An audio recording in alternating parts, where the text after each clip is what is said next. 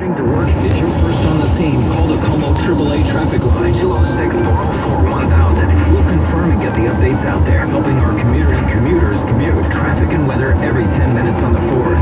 This is Como News. I adopted Bento in 2010 from a shelter. This cat makes me make art. He's always motivating me to draw pictures of him. He just is motivating artistically. He's my best friend, but a lot of people know him as Keyboard Cat. Keyboard Cat, YouTube star and shelter pet. Amazing adoption stories start in shelter. Start yours today. Visit theshelterpetproject.org to find a pet near you. Brought to you by Maddie's Fund, the Humane Society of the United States, and the Ad Council. Como News 1000, FM 97.7. 20 minutes of non-stop news at the top and bottom of the hour. Plus traffic every 10 minutes on the 4th. Your Husky Nation station. This is Como News. Police officer shot dead about an hour ago near San Antonio Police Headquarters. There's a manhunt for the alleged gunman. Cops say the officer pulled over to give a traffic ticket. A person pulled up behind the squad car. Driver got out and shot the cop in the head, fired again, and then drove off. Police Chief William McManus. We saw this one real quick, and I think this individual is a danger to more police or anybody else. We'll try and get him off the street as quickly as we can. A 16-year-old boy, 17-year-old girl, as of today formally charged as adults with murder in the shooting death of 15-year-old Javon Wilson, Chicago teen who was the grandson of Illinois Congressman Danny Davis. Cops say it was over an argument about basketball shoes. Officer Jose Estrada, Chicago PD. Two juveniles that were arrested, a male and female juvenile. They were arrested and charged with one felony count each on first-degree murder. More talk of potential cabinet members going on with Donald Trump now in New Jersey. Chuck Stevenson, ABC News. Stay connected. Stay informed. This is Como News. Good morning. It is 11:31 from the Como 24-hour News Center. I'm Jeff Kozula. One person was killed when a car crashed into a Kent apartment Saturday evening. The crash happened just before 8 p.m. at Southeast 240th Place and 109th Place Southeast. Officials say two people inside the car were not hurt, but the man who was sleeping in his bedroom at the time was killed. Police have not given any further details or information about what may have led up to that crash. President-elect Donald Trump's cabinet is starting to come together, but many positions still need to be filled. ABC's Mary Bruce is in Bedminster Township, New Jersey, where Trump and his team have gathered for the weekend. The once bitter rivals now shaking it off. Donald Trump and Mitt Romney huddling for over an hour as the president-elect courts the former Republican nominee as a possible Secretary of State. We had a far-reaching conversation with regards to the various theaters in the world where there are interests in the United States of real significance. A far cry from this. Donald Trump is a phony, a fraud. He had a shot. He didn't like it when I said he choked like a dog. It was a day of dizzying meetings at Trump's sprawling private golf club. A steady stream of cars pulling up with possible contenders, including education reform activist Michelle Reed.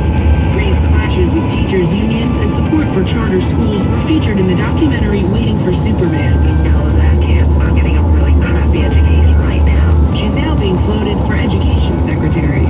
Great. Really great. And General James Maddox is being eyed for Secretary of Defense. Emerging from their meeting, Trump was impressed. This is a brilliant, wonderful man.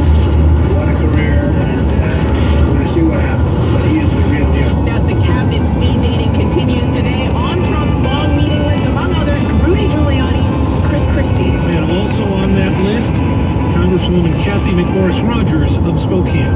The countdown to turkey time is on, and one local church did their part to make sure everyone has a bird this Thursday. They handed out 1,500 turkeys and groceries at the East Side Church campus, or East Ridge Church campuses in West Seattle and Issaquah. Organizers Help for Food helps families who need it the most. One of the things that we really try to do is just really respect people's dignity. You know, a lot of times people will bring us like a copy of a power bill or, you know, to show us that they really have needs. And we just say, you know, we just want to welcome you. If you have any need, your friends have needs, we just want to serve. The turkeys and groceries were handed out. First come, first served. Coming news time, 11:34. Let's check AAA traffic on the 4s. Here's Ruby Taylor. Thank you very much. As you head out the door right now, things are moving along on your area road roadways. Looks like they have reopened the First Avenue Bridge, which was closed down to let some boats through. At this point, looks like volume starting to clear out through that area. Still seeing lots of company through downtown Seattle, as you might expect for this time of the day on a game day. So watch out for that company along I-5 north and southbound, as well as along 90 westbound heading into downtown. Accident-free, though, on your major routes. No broken down vehicles blocking your way as well. Your next traffic report is at 11:44. I'm Ruby Taylor on KOMO News. Taking a look at the forecast, here's Sarah and Don. Great skies across western Washington today. Showers heavy at times. Temperatures, they're going to be in the low to mid-50s. And as we make our way through Monday, get some sun breaks by the end of Monday. Showers, though, out there still. Temperatures tomorrow, low 50s, and then upper 40s, lower 50s for the rest of the week as we head toward Thanksgiving. You keep some showers around, but nothing too stormy that should impact your holiday. In the KOMO Weather Center, I'm Darren Don, KOMO News. Clouds, rain, and 52 in downtown Seattle. It's a Northwest Lifestyle Weekend on KOMO News. Here's Tom Hutler and Shannon O'Kelly with more IRG Health Talk. Good morning again, and our next guest, Dr. Ani Das, who is a director of Summit Primary Care and Walk-In Clinic, and talking about today musculoskeletal pain.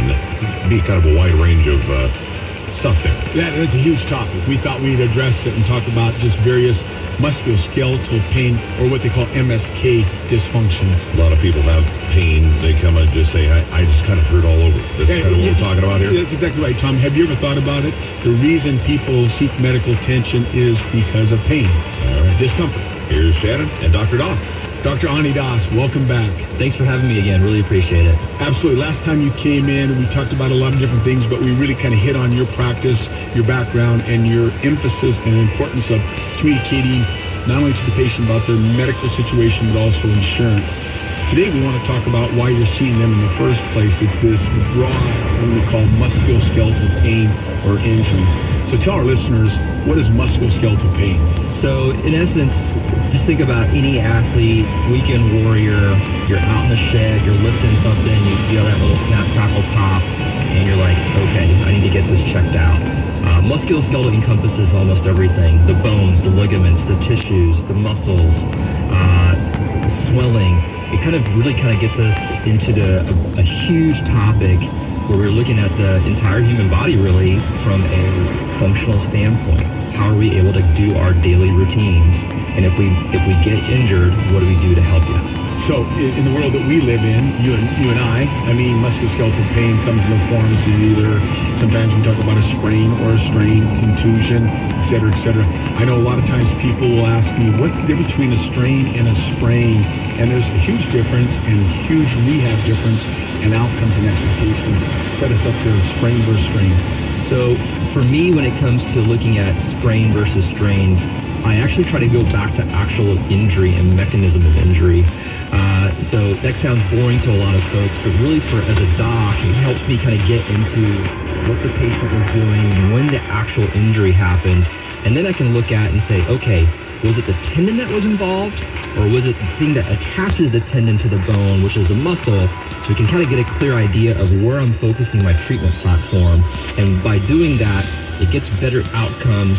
We don't want to go to the traditional, just take some anti-inflammatories and call it a day, because we're all finding out that anti-inflammatories are also dangerous. We got to figure out how we best help each individual situation by kind of analyzing what the mechanism of injury was. You know, you bring up a really good point. I want to drive this home with our listeners. I mean, as a physician and as a physical therapist, it's called the HNP, History and Physical. I mean, patients often will look at me and say, why are you asking those questions? Those are odd questions, but you're looking at it and you're asking questions to kind of create what we call a comparable sign that you can filter back and say, oh, I'm going to look at this, I'm going to look at that. So you're actually this investigator. You happen to be a physician, but you're investigating the crime, really. Absolutely. In medicine, we have this kind of nomenclature. We'll say 80% of a diagnosis is based on the history and physical. Absolutely. So that's where the money's at. So that's where you got to take your time to really kind of make sure that you understand exactly what's happening. You got to ask those detail-oriented questions. And they sound mundane and they're repetitive at times, but it kind of helps us kind of formulate something in our brains to say, okay, I can kind of visualize which muscle, which tendon, which area of the body was involved, and that kind of gives us the best ability to get the right diagnosis. Exactly. So let's talk about what a patient can do to help you do your job. And that patient, I mean, if they can remember